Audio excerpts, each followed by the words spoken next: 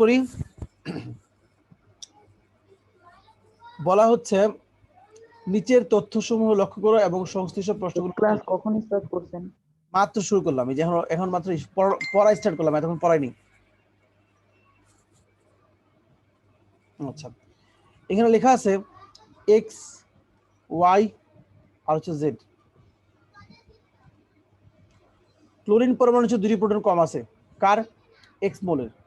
X হচ্ছে এমন একটা মৌল যার প্রোটন সংখ্যা ক্লোরিন থেকে 2টা কম। সাব্বির বলো এটার অ্যান্সার কি হবে?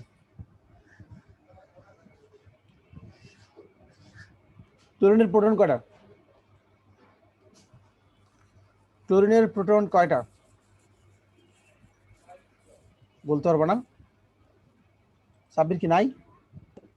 আছে স্যার। হ্যাঁ বলো, ক্লোরিনের প্রোটন কয়টা জানো?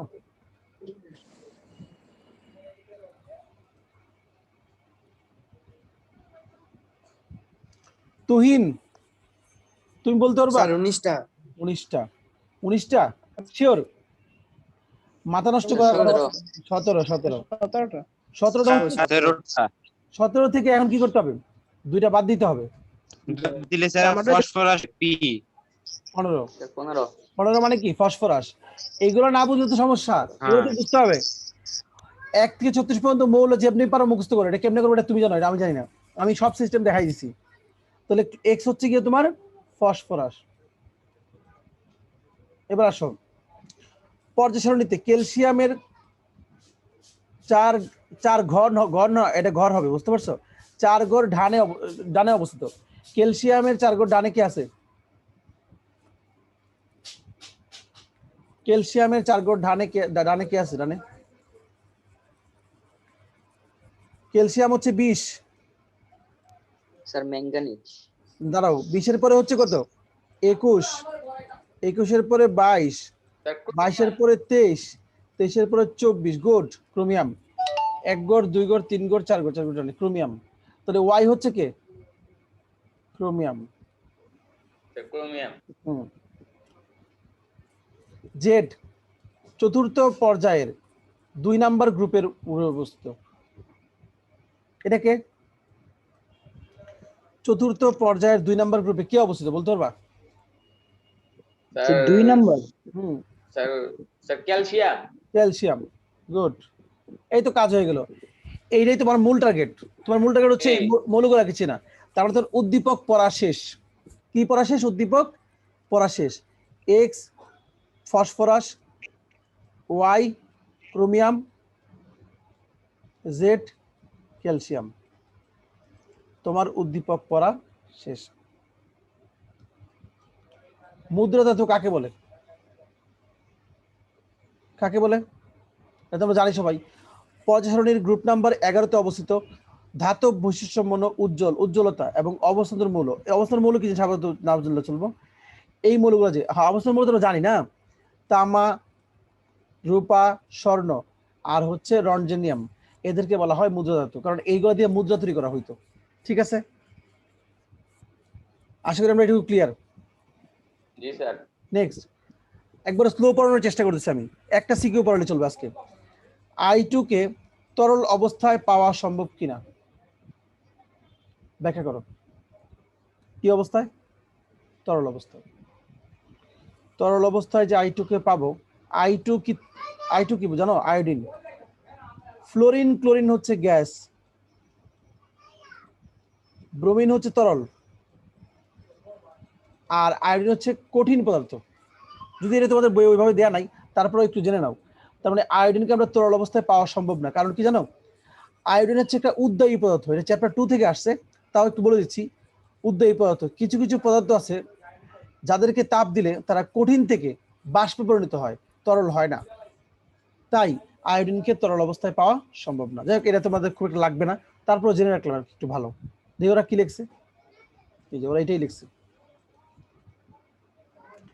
I2 কে তরল অবস্থায় পাওয়া সম্ভব না কারণ এটি একটি ঊর্ধ্বপাতিত পদার্থ, মানে উদ্বায়ী। ঊর্ধ্বপাতিত পদার্থগুলোকে তাপ দিলে তারা তরলে পরিণত না হয়ে কঠিন থেকে সরাসরি কিসে পরিণত হয়? বাষ্পে। যেহেতু আয়োডিন একটি ঊর্ধ্বপাতিত মানে কি? যে সকল কঠিন পদার্থকে তাপ দিলে তারা তরলে পরিণত না হয়ে কঠিন পদার্থে পরিণত হয় সরাসরি, তাদেরকে বলা হয় ঊর্ধ্বপাতিত পদার্থ। ঠিক আছে, তাহলে যেহেতু আয়োডিন কঠিন এবং এর তাপ দিয়ে তরলে পরিণত না হয়ে সরাসরি বাষ্পে পরিণত হয়, তাই আই টু কে তরল অবস্থায় পাওয়া সম্ভব নয়। তারপর 3 নম্বর কোশ্চেন আমরা একটু দেখি, আরেকটু যেতে হবে, ব্যাকে যেতে হবে, একটু ওয়েট। হ্যাঁ, কোশ্চেনটা কি বলছে একটু দেখো। বলছে যে ইলেকট্রন বিন্যাসের মাধ্যমে পর্যায় সারণীতে ওয়াই এর অবস্থান নির্ণয় করো। কার অবস্থান? ওয়াই এর অবস্থান। ওয়াই কে? ওয়াই হচ্ছে ক্রোমিয়াম। পারবা এটা নির্ণয় করতে? জি স্যার। ক্রোমিয়ামটা কি বলো তো? জি স্যার। ক্রোমিয়াম হচ্ছে 24। জি স্যার। 1s2 2s2। ইলেকট্রন বিন্যাসগুলো আমার সঙ্গে একটু লেখার চেষ্টা করো খাতা নিয়ে। 3p6 3d5 4s1। জি স্যার। এই যে শেষ পর্যায়ে 4, তাহলে পর্যায় কত? 4। গ্রুপ কত হবে জানো? 4। আলিফ গ্রুপ কত বলো তো? Sir sir group 6। গ্রুপ 6, কারণ ডি এবং এস এর ইলেকট্রন যোগ করতে হবে। Group 6, good. এটাই তো একটু ভালো করে ব্যাখ্যা করবা। ওই যে নিয়মটা একটু বলে দিবা, কিভাবে নিয়মটা লেখা হয় একটু বলে দিবা। এই দেখো, কেমিস্ট্রি ফিজিক্স থেকে আরো বেশি সহজ, বুঝতে পারছো? ফিজিক্স একটু সিস্টেম থাকলেও কেমিস্ট্রির কোনো সিস্টেম নাই। ঠিকভাবে পর্যায় সারণী বুঝতে পারলে সব ইজি। ওয়াই মূলটি হচ্ছে ক্যালসিয়ামের 4 গুণ ডানে, অর্থাৎ 24 মানে ক্রোমিয়াম। নিচে ক্রোমিয়ামের অবস্থান নির্ণয় করা হলো। ক্রোমিয়াম 24 এর ইলেকট্রন বিন্যাস এটা, এই যে 3d5 4s1। ইলেকট্রন বিন্যাস থেকে দেখা যাচ্ছে ক্রোমিয়ামের সর্বশেষ শক্তি স্তরে ইলেকট্রনটি ডি অরবিটালে প্রবেশ করায়, এটি ডি ব্লক মৌল। পর্যায় নির্ণয়। ক্রোমিয়ামের ইলেকট্রন সমূহ মোট 4টি স্তরে বিন্যস্ত হওয়ায় ক্রোমিয়াম চতুর্থ পর্যায়ের মৌল। কিভাবে? এই যে দেখো, এবার গ্রুপ কিভাবে নির্ণয় করব? ডি ব্লক ভুক্ত মৌলগুলা, আর গ্রুপ হচ্ছে ডি এর অরবিটালের ইলেকট্রন সংখ্যা প্লাস যোজ্যতা স্তর মানে শেষ কক্ষপথের ইলেকট্রন সংখ্যা, মানে হচ্ছে 4s এর ইলেকট্রন সংখ্যা, এদের যোগ করতে হবে। তাহলে এস আর ডি যোগ করলে কত হবে? 5, ডি তে আছে 5, এস এ আছে 6। তার মানে মৌলটির চতুর্থ পর্যায়ে 6 নম্বর গ্রুপে অবস্থিত। প্রশ্নটা কি পানির লাহান সোজা না একবারে পানির লাহান? জি স্যার। পানির লাহান সোজা। স্যার সবার খাতা কি পাইছেন স্যার? সবার খাতা কি পাইছি কিনা তো বলতে পারবো না, এখন সবার খাতা পাই নাই, দেখতেছি আরো মেসেজ আসবে, আবার একটু চেক করবো। যে আনোয়ার নামে আচ্ছা দেখো, তারপর এক্স ওয়াই এবং জেড মৌলটির পারমাণবিক আকারের ক্রম বিশ্লেষণ করো। পারমাণবিক আকারের ক্রম, আগে আমরা দেখি কোন মৌলের পর্যায় কত। তোমার প্রথম কাজ কি জানো? 3টা মৌলের ইলেকট্রন বিন্যাস লেখা। কি লেখা? 3টা মৌলের ইলেকট্রন বিন্যাস। এই দেখো, এই যে এখানে প্রথমে কি লেখছে একটু দেখো, খেয়াল করো। এক্স মৌলটা হচ্ছে ক্লোরিন থেকে 2টা প্রোটন কম মানে ফসফরাস। ওয়াই হচ্ছে ক্রোমিয়াম আমরা জানি, আর জেড কে? জেড হচ্ছে আমাদের ক্যালসিয়াম নিজেই। এই যে প্রথম কাজ কি করছে দেখছো? প্রথম কাজ করছে কি, 3টা মৌলের ইলেকট্রন বিন্যাস দিয়ে লিখছে। ইলেকট্রন বিন্যাস থেকে আমরা অনেক কিছু পেয়ে গেছি। কি পেয়ে গেছি? এর পর্যায় 3, তাহলে যার পর্যায় কম তার যে আকার ছোট, এটাকে বলার কিছু আছে? এটা ব্যাখ্যা দরকার আছে? না স্যার। আর পর্যায় তো কম একটা, তো সবচেয়ে ছোট আকার কার? ফসফরাসের। ঝামেলা কোনটা নিয়ে? স্যার ফসফরাসের।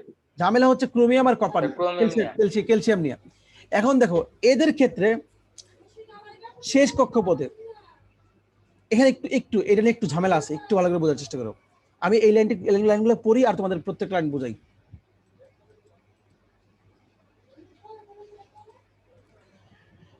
পর্যায় সারণীর একই পর্যায়ের বাম থেকে ডান দিকে যাওয়া যায় তত কিছু মৌলগুলোর পারমাণবিক আকার হতে হ্রাস পায়, কারণ একই পর্যায়ে বাম থেকে ডানে যাওয়ার সাথে সাথে কি হয়? পারমাণবিক সংখ্যা 1 করে বাড়ে, এবং বাড়লে কি হয়? তাদের মধ্যবর্তী আকর্ষণ বৃদ্ধি পায়। এতে শক্তি স্তরের ইলেকট্রনগুলো নিউক্লিয়াসের দিকে ঝুঁকে পড়ে, মানে ভিতরের দিকে চলে আসে, নিউক্লিয়াসের দিকে আকর্ষণ করে, ফলে আকার হ্রাস পায়। আবার একই গ্রুপে উপর থেকে নিচের দিকে গেলে মৌলসমূহের আকার কি হয়? বৃদ্ধি পায়, কারণ একই গ্রুপে উপর থেকে নিচের দিকে একটি করে নতুন স্তর যুক্ত হয়। কিন্তু বহিঃস্তরে কোনো ইলেকট্রন যুক্ত হয় না বলে পারমাণবিক আকার বৃদ্ধি পায়। আচ্ছা, বাইরের স্তরে কোনো ইলেকট্রন যুক্ত হচ্ছে না, যুক্ত না হইলে একই গ্রুপের ক্ষেত্রে। এগুলো সব বলবা, বলার পরে এবার তুমি আসো মৌলগুলো নিয়ে বিশ্লেষণ করো। ফসফরাস তৃতীয় পর্যায়ের মৌল, আর ক্রোমিয়াম আর ক্যালসিয়াম হচ্ছে চতুর্থ পর্যায়ের মৌল। ফসফরাসের ইলেকট্রনের 3টা স্তর আছে, তার মানে ওর আকার সবচেয়ে ছোট। আর ক্রোমিয়াম কপারের আকারে 4টা আছে, কাজে ফসফরাসের আকার যে ক্ষুদ্র, এটা নিয়ে আমাদের কোনো দ্বিমত নাই। কিন্তু এখন সমস্যা হচ্ছে কি নিয়ে? ক্রোমিয়ামের কপার নিয়ে। ক্রোমিয়াম এবং কপারের ক্ষেত্রে একই পর্যায়ে তথা চতুর্থ পর্যায়ে, ক্যালসিয়াম, ক্রোমিয়াম আর ক্যালসিয়াম, ক্যালসিয়াম মৌলটির পর্যায় সারণীর বামে অবস্থিত হওয়ায়, এই যে ক্যালসিয়াম কোথায়? বামে, আর ক্রোমিয়াম কোথায়? ডানে। তাহলে এটার আকার বড় হবে, এটার আকার কি হবে? ছোট হবে, কারণ একই পর্যায়ে বাম থেকে ডান দিকে গেলে কি হয়? আকার ছোট হয়ে যায়।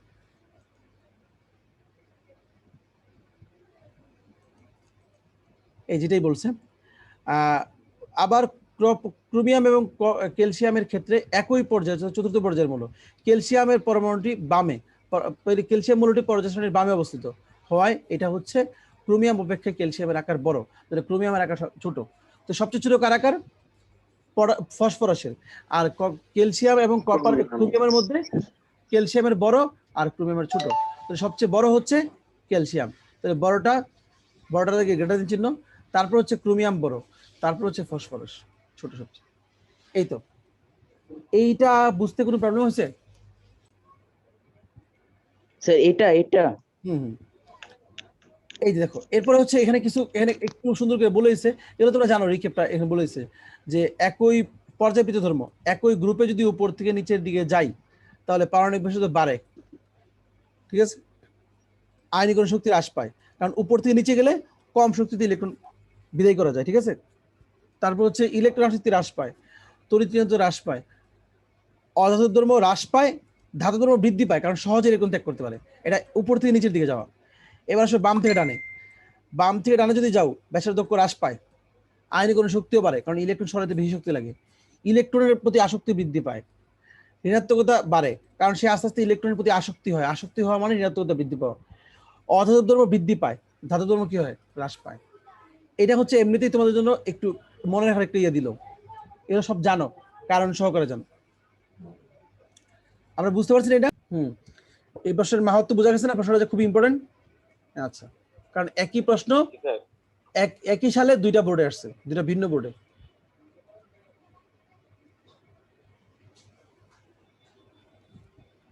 এই দেখো ব্যাসার্ধ কতটা ইম্পর্টেন্ট, আমরা আরেকটা কোশ্চেন জাজ করলে বুঝতে পারবো। এই যে সোডিয়াম এক্স জেড দেয়া আছে, এটা হচ্ছে পর্যায় সারণীটা, মানে পর্যায় সারণীর একটা অংশ নিয়ে কাজ করতেছি। এখানে বি দেয়া আছে, এল দেয়া আছে, জি এ দেয়া আছে। বোরন, অ্যালুমিনিয়াম, গ্যালিয়াম এগুলো হচ্ছে রিয়েল প্রতীক, জেড এন রিয়েল প্রতীক, কিন্তু ওয়াই এক্স জেড এর রিয়েল প্রতীক না। আসিফ, এক্স কি হবে বলতে পারবা? ওয়াই দিয়ে তো স্যার ইট্রিয়াম হবে না? না ইথিয়াম না, না এখানে ওয়াই ইথিয়াম না। আগে বলো তুমি এক্স কি হবে? এক্স কি হবে? এক্স সোডিয়ামের নিচে আছে এক্স, স্যার সোডিয়ামের নিচেটা? হ্যাঁ আচ্ছা, পটাশিয়াম না স্যার? পটাশিয়াম। তার নিচেরটা রুবিডিয়াম রুবিডিয়াম। গুড। এটা যে লিনা না কে রবি। তারপর হচ্ছে এই আলী, এই বলো তো, এই মাহমুদ আছো, বলো ওয়াই কে?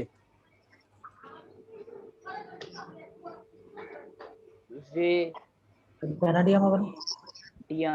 ওয়াই হচ্ছে vanadium, calcium, scandium, titanium, vanadium, স্কাইটা ভরা ভ্যানাডিয়াম। বুঝতে পারছো? মাঝখানে গ্যাপ, এখানে অনেকগুলো মৌল আছে মাঝখানে, তারপর জিঙ্ক। বলা হচ্ছে মেন্ডেলিফের সংশোধিত পর্যায় সূত্রটা কি? মেন্ডেলিফের সময় পারমাণবিক সংখ্যা তথা প্রোটন সংখ্যা আবিষ্কার হয় নাই, তাই সে কি বলছিল?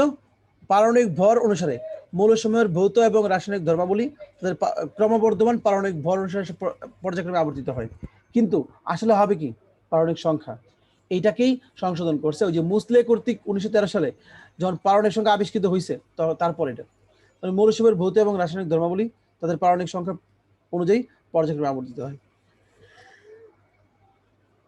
আশা করি বুঝতে পারছো। পরের কোশ্চেন, এটা তো আরো ইম্পর্টেন্ট প্রশ্ন। Ni মৌলটি যৌগ গঠনে আগ্রহী নয় কেন? প্রথমে দিবা Ni এর ইলেকট্রন বিন্যাস। Ni হচ্ছে 10, 1s2, 2s2, 2p6। এই যে 1s2, 2s2, 2p6, এটা দেখে তুমি কি বুঝলা? এটা দেখে বোঝা গেল যে এই মৌলটার ইলেকট্রন বিন্যাসে এস এবং মানে কি বলে ইলেকট্রন বিন্যাস অষ্টকপূর্ণ বা শেষ কক্ষপথ পূর্ণ করছে। এই NS2 NP6 হলেই এরা কক্ষপথ পূর্ণ করে থাকে, অষ্টক পূর্ণ হয়। আর অষ্টক পূর্ণ হলে কোনো মৌল থেকে ইলেকট্রন নেওয়ারও প্রয়োজন হয় না, কোনো মৌলকে ইলেকট্রন দেওয়ারও প্রয়োজন হয় না। এর ফলে এরা কোনো অন্য কোনো মৌলের সঙ্গে যুক্ত হওয়ার ইচ্ছা পোষণ করে না।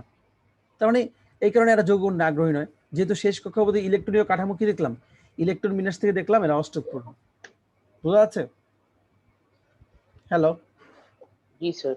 কারো প্রবলেম? অর্ধপূর্ণ কি কোনো নিয়ম? না, অর্ধপূর্ণ একটা স্থিতিশীলতা, কিন্তু এটা এটা এটা কখনো নিষ্ক্রিয় না। অর্ধপূর্ণতা আর নিষ্ক্রিয়তা এক জিনিস না। নিষ্ক্রিয় হইতে গেলে যে কোশ্চেনে বলে যে ওই মৌলটা কি নিষ্ক্রিয় নাকি, আর যদি ওটা অর্ধপূর্ণ হয় তাহলে কি আমরা কি লিখবো নিষ্ক্রিয় না? নিষ্ক্রিয় না, কিন্তু সে বেশি স্থিতিশীল, সহজে ইলেকট্রন সরানো যায় না, একটু বেশি শক্তি দিতে হয়, কিন্তু একেবারেই যায় না এমন না। আচ্ছা এই দেখো, এই যে এইটাই লিখছে এখানে, নিয়ন যৌগটি মৌলটি যৌগ গঠনে আগ্রহী নয় কারণ নিয়নের ইলেকট্রন বিন্যাস সেটা। দেখছো, তার মানে রসায়নে সবচেয়ে বড় অবদান হচ্ছে ইলেকট্রন বিন্যাসের। ইলেকট্রন বিন্যাস পারলে তোমার আসল কাজটা মানে কাজটা অনেকটা সহজ হয়ে যায়। ইলেকট্রন বিন্যাস থেকে দেখা যায় নিয়নের যোজক স্তরে 8টি ইলেকট্রন দ্বারা পূর্ণ। এটি অত্যন্ত স্থিতিশীল ইলেকট্রনীয় কাঠামো, এই জন্য নিয়ন ইলেকট্রন গ্রহণ বা বর্জন করতে চায় না, ফলে যৌগ গঠনে আগ্রহী নয়। আশা করি এটা ক্লিয়ার। নেক্সট, এবার প্রশ্ন করছি কি একটু দেখো। ইলেকট্রন বিন্যাস করে পর্যায় সারণীতে ওয়াই মৌলের অবস্থান ব্যাখ্যা করো। কোন মৌলের অবস্থান? ওয়াই মৌলের। ওয়াই মৌলটাকে ভ্যানাডিয়াম, এর অবস্থান ব্যাখ্যা করতে বলছে। খুবই ইজি, একটু আগে ক্রোমিয়ামটা করছি, আর ভ্যানাডিয়াম তো না পারার কিছু নাই। ভ্যানাডিয়াম 23, এটা কি হবে? 1s2, 2s2, 2p6, 3s2, 3p6, 3d3, 4s2। এটাতে কি বোঝা গেল? এটা থেকে বোঝা গেল এরা হচ্ছে চতুর্থ পর্যায়ের মৌল। আর গ্রুপ হচ্ছে, যেহেতু ডিতে ইলেকট্রন অপূর্ণ অবস্থায় আছে, তাহলে ডি ব্লক মৌল। ডি ব্লক মৌলের গ্রুপ হচ্ছে ডি এর ইলেকট্রন প্লাস এস এর ইলেকট্রন, ডি এর ইলেকট্রন 3, এস এর ইলেকট্রন 2 ইকুয়াল টু 5। এভাবে গ্রুপ নির্ণয় করতে হবে। পর্যায় 4, এটা নিয়ে কোনো সন্দেহ নেই।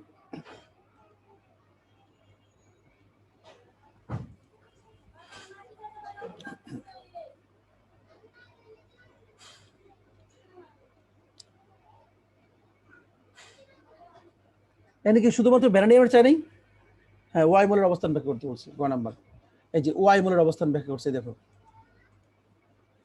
ওয়াই মৌলটি ভ্যানাডিয়াম, ভ্যানাডিয়ামের ইলেকট্রন থেকে বিন্যাস থেকে আমরা পাই এই যে V23, এই যে 3d3, 4s2। ইলেকট্রন বিন্যাস থেকে দেখা যায় ভ্যানাডিয়াম পর্যায় সারণীর ডি ব্লক মৌল এবং ইলেকট্রন বিন্যাস 4টি স্তরে বিন্যস্ত। পর্যায় নির্ণয়, ভ্যানাডিয়াম 23 এর ইলেকট্রন সমূহ 4টি স্তরে বিন্যস্ত হওয়ায় এর পর্যায় 4। সোজা কথা। গ্রুপ, ভ্যানাডিয়াম ডি ব্লক মৌল হয়, ডি অরবিটালের মোট ইলেকট্রন আর যোজ্যতা স্তর মানে যে এস এর ইলেকট্রন, তাহলে 3 + 2 = 5। যোজ্যতা স্তর কি? শেষ কক্ষপথের ইলেকট্রনটাকে বলা হয় যোজনী ইলেকট্রন বা যোজ্যতা স্তর। এই শেষ কক্ষপথের ইলেকট্রনের উপর নির্ভর করে এর যোজনী কত হবে। এই কারণটাকে বলা হয় শেষ কক্ষপথের স্তরটাকে বলা হয় যোজ্যতা স্তর। আমরা কি এতটুকু বুঝতে পারছি? কোনো প্রবলেম আছে এটুকুতে? No sir. আচ্ছা, নো স্যার। তারপরটা দেখো। স্যার একটু তাড়াতাড়ি বুঝান স্যার। এই যে শেষ, এটা চান্স নেই স্যার। হ্যাঁ দেখো, এটা শেষ করে দিচ্ছি। উদ্দীপকের এক্স, ওয়াই এবং জেড মৌলগুলোর মধ্যে কোনটির পারমাণবিক ব্যাসার্ধ কোনটির পারমাণবিক ব্যাসার্ধ তুলনামূলক কম, এটা বলতে বলছে। দেখছো, স্যার একই প্রশ্ন একই কোশ্চেন আবার আসছে। তাহলে এক্স আর জেড তো একই গ্রুপের মৌল এবং উপরে নিচে, আর এক্স আর ওয়াই হচ্ছে একই পর্যায়ের। তাহলে দেখো সবচেয়ে পর্যায় সবচেয়ে ব্যাসার্ধ বেশি কার? জেডের, কারণ জেডের পর্যায় বেশি। আর এক্স এবং ওয়াই এর পর্যায় সেম হইলো এক্স বামে, তাই ব্যাসার্ধ বেশি, আর ওয়াই ডানে তাই ব্যাসার্ধ কম। আমরা পাই গেলাম কিন্তু। এই কথাগুলো আমি পড়ে জি দিচ্ছি, স্যার। আজকে এই সিকিউরটা পর্যন্ত থাকবে, এই কথাগুলো জাস্ট আমি পড়ে দিব এখন। স্যার আমি তাহলে লিভ নেই স্যার। হ্যাঁ নাও, যেহেতু তোমার চার্জ নাই। এক্স ওয়াই এবং জেড মৌলগুলোর পারমাণবিক পটাশিয়াম, ভ্যানাডিয়াম আর হচ্ছে রুবিডিয়াম, এবং সবার ইলেকট্রন বিন্যাস দিবা সুন্দর করে। দেওয়ার পরে এখানে এগুলো কি করছে বুঝলাম না, অবলিক দিছে কেন? ব্র্যাকেট দিবে, ব্র্যাকেট নো অবলিক। দেখা যাচ্ছে কে এবং ভি চতুর্থ পর্যায়ের মৌল, আর রুবিডিয়াম হচ্ছে পঞ্চম পর্যায়ের মৌল। এদের মধ্যে ভি এর পারমাণবিক ব্যাসার্ধ তুলনামূলক কম। কেন? জেড এর যে বেশি মানে রুবিডিয়ামের, এটা তো কোনো সন্দেহ নেই, কারণ পর্যায় 5টা। আচ্ছা, এখানে বলা হচ্ছে পারমাণবিক আকার তথা পারমাণবিক ব্যাসার্ধ মূলের একটি পর্যায়বৃত্ত ধর্ম। পর্যায় সারণীর বাম থেকে ডানে গেলে অগ্রসর হলে পারমাণবিক সংখ্যা বৃদ্ধি পায় এবং মৌলসমূহের আকারও হ্রাস পায়। বৃদ্ধি পাইলে ওই যে শেষ কক্ষপথ নিউক্লিয়াসের কাছে এসে পড়ে আকর্ষণের কারণে। এর কারণ হলো পারমাণবিক সংখ্যা বৃদ্ধি হলে মৌলের পরমাণু নিউক্লিয়াসের নিকটে, নিউক্লিয়াসে একটি করে প্রোটন যুক্ত হয়, সেই সাথে একটি করে ইলেকট্রনও বাড়ে শেষ কক্ষপথে। এর ফলে কি হয়? নিউক্লিয়াসের প্রোটন সংখ্যা বৃদ্ধি আর শেষ কক্ষপথের ইলেকট্রন সংখ্যা বৃদ্ধি, এই দুইটা পরস্পরকে আরো প্রবল জোরে আকর্ষণ করে। যে প্রোটন সংখ্যা বৃদ্ধি পাওয়ায় বহিস্থ ইলেকট্রনের মেঘ নিউক্লিয়াস কর্তৃক আরো দৃঢ়ভাবে আকৃষ্ট হয়। ফলস্বরূপ কি হয়? পরমাণুর আকার ক্রমশ কমতে থাকে। তার মানে বোঝা গেল এই একই পর্যায়ের মৌল দুটার মধ্যে পটাশিয়াম আর হচ্ছে ভ্যানাডিয়ামের মধ্যে ভ্যানাডিয়ামের আকার সবচেয়ে কম। আবার একই গ্রুপে যদি যাই তাহলে বৃদ্ধি পায়।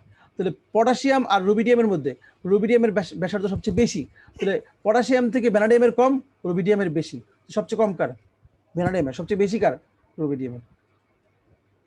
আমার মনে হয় আমরা এটা বুঝতে পারছি সিকিউটা। ঠিক আছে, এই একটু পড়ে দিচ্ছি। পেলে একটি করে নতুন যোজস্তরে একটু করে কি হয়, স্তরের সৃষ্টি হয় নতুন করে। নতুন আগত ইলেকট্রন কেন্দ্রীয় নিউক্লিয়াসের দূরত্ব বৃদ্ধি পায়, যেহেতু আমরা একই গ্রুপে যাচ্ছি। গ্রুপে গেলে কি হবে? কক্ষপথ বাড়ে, বৃদ্ধি পায়। এই কারণে বলা হচ্ছে পটাশিয়াম, ভ্যানাডিয়াম, রুবিডিয়াম তিনটির মধ্যে রুবিডিয়ামের পঞ্চম পর্যায়ের মৌল, অর্থাৎ সবচেয়ে নিচের পর্যায়ে অবস্থিত, তাই এর ব্যাসার্ধ সবচেয়ে বেশি। আর পটাশিয়াম আর ভ্যানাডিয়াম একই পর্যায়ের মৌল, বাট পটাশিয়াম বামে তাই ব্যাসার্ধ বেশি, ভ্যানাডিয়াম ডানে তাই ব্যাসার্ধ কম। তাহলে ভ্যানাডিয়ামের সবচেয়ে কম, রুবিডিয়ামের সবচেয়ে বেশি, পটাশিয়াম মাইনকাছি মানে মাঝামাঝি। আশা করি আমরা এতটুকু বুঝতে